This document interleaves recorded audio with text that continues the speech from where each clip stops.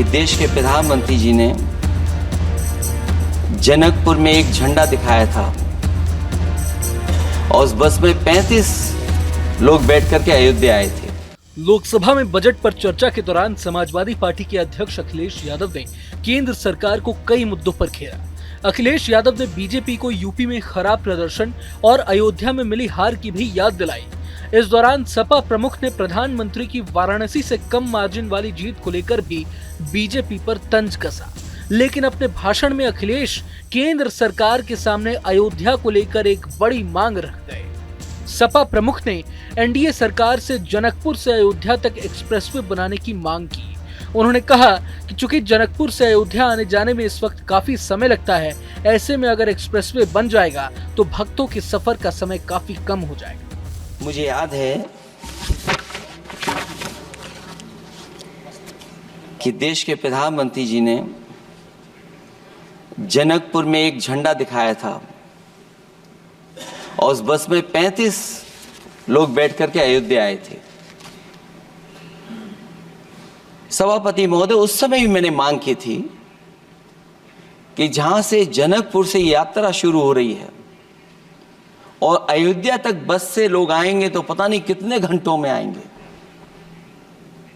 मैंने मांग की थी कि वहां से लेकर के अयोध्या तक एक्सप्रेसवे बनना चाहिए कि कम से कम जो जनकपुर से आए और अयोध्या दर्शन करने आ रहे हैं और बस से आ रहे हैं, कम से कम उनकी तकलीफ परेशानी तो कम होती। आपको बता दें कि जनकपुर नेपाल में स्थित है।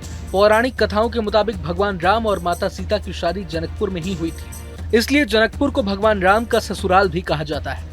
इसी साल 22 जनवरी को अयोध्या के भव्य राम मंदिर में रामलला की प्राण प्रतिष्ठा हुई थी। प्राण प्रतिष्ठा समारोह के बाद से ही दुनिया भर से बड़ी संख्या में भक्तों ने अयोध्या पहुंचकर अपने आप में एक रिकॉर्ड भी कायम किया है। भगवान राम के ससुराल जनकपुर से भी अच्छी खासी संख्या में श्रद्धालु रामलला के दर्शन के लिए अयोध्या आते हैं। लेकिन अब जब अखिलेश यादव ने जनकपुर से अयोध्या आने जाने वाले राम भक्तों की समस्या को संसद में उठा दिया है, तो यहाँ ये जानना भी जरूरी हो जाता है कि क्या सच में ऐसी भी कोई समस्या है या नहीं।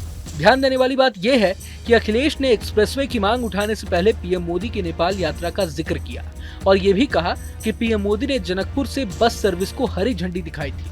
अखिलेश का कहना था कि महज बस सर्विस से राम भक्तों का क्या फायदा हो सकता है, बल्कि इससे तो जनकपुर से अयोध्या तक के सफर में कोई बदलाव भी नहीं आया। जानकारी के लिए बता दें कि पीएम मोदी ने साल 2018 में अपनी 2 दिवसीय नेपाल यात्रा पर जनकपुर अयोध्या बस सर्विस को हरी झंडी दिखाई थी। ऐसा भी नहीं है कि सरकार ने बस सेवा शुरू करने के बाद भक्तों को राहत देने की कोई और कोशिश नहीं की हो। मीडिया रिपोर्ट्स के मुताबिक केंद्र सरकार बहुत जल्द अयोध्या धाम से गोरखपुर के रास्ते नेपाल के जनकपुर तक सीधी ट्रेन का संचालन शुरू करने की भी तैयारी में है।